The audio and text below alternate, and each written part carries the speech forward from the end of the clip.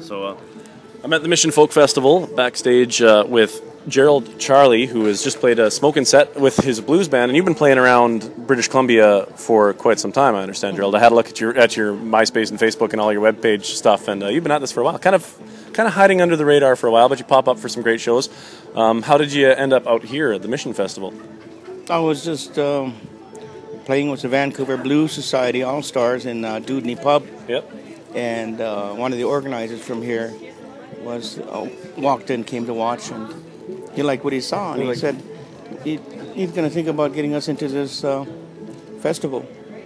And it just built up from there. It came to be. It happened. We got 2 days here, yesterday and today. So yeah, I caught the last few minutes of your show yesterday, and I knew I had to be here right at 6 for this one.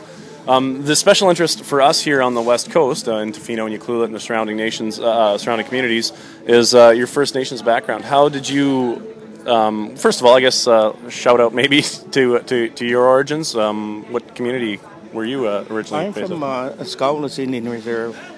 It's a reserve at the mouth of the Harrison River where it meets Fraser River. And it's a very small community.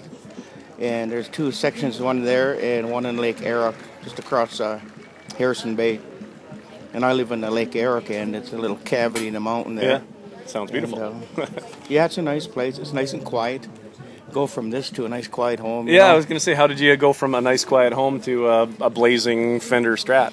Well, I sit in my basement and I just always just strumming my guitar. And that's all. There's just nothing else that I could think of doing, you know. Yeah. So great way to spend an afternoon or an evening and get out there and play. I started going to jams. People ask me, you should go to this jam, that jam. And that's way back. I don't want to tell how many years. Don't want to date yourself? But yeah, I just one thing led to another. You know, as I went to jams, people liked what they're hearing, and I just kept on going. And I got into doing some cover tunes in the early days in the blues scene. And then, yeah, I didn't notice a cover actually in your set here. It's all original tunes all now. Original. Really at it. Rarely do covers ever. The festivals are only like half-hour, 45-minute sets, so it's always just all original. Yeah. You got time to do it. What was the moment, the motivating factor when you decided to get into a scene where you could start playing big festivals like this, out of your basement and out of the occasional jam?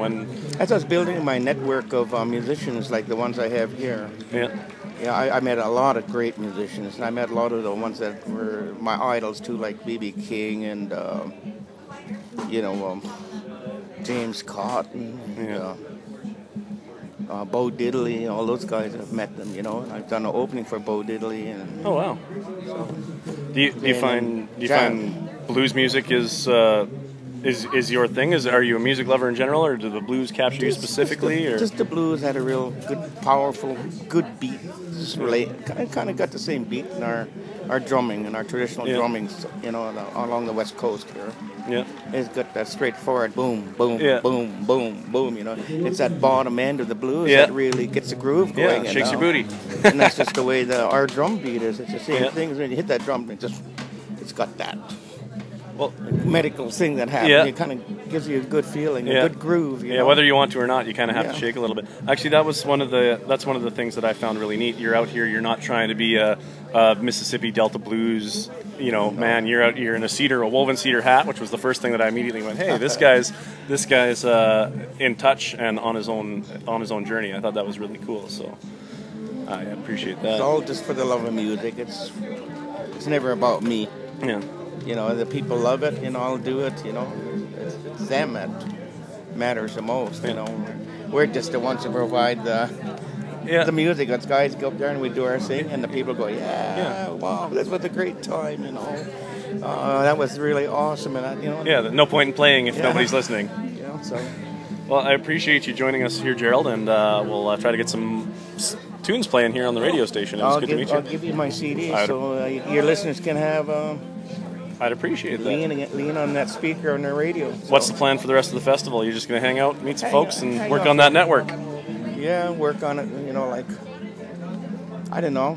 Like sometimes, like, these guys can't make it to a gig. I have a big lineup of musicians that I can use. Jack Lavin, my bassist, that's a Powder Blues guy. Yeah, Powder Blues. Didn't he play with David Wilcox too, or am I making that up? He's played with everybody. Lots of people, yeah. So that's a pretty cool group to follow. James Rogers from the James Rogers Band, you know.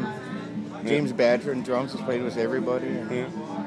Oh, very cool. I've been Well, fortunate to have them playing with me for quite some time now. So Yeah, well, I enjoyed the sound. The Hammond is always that missing component in a lot of bar blues bands, and you add that Hammond organ in there, and it really just gives it that authenticity. That Steve did a great job. Yeah, so no, I really enjoyed the show, and I look Thank forward you. to checking you out around the West Coast whenever I have the chance. It's tough. Maybe you should come out to Tofino sometime. Tofino or Euclid, play a show.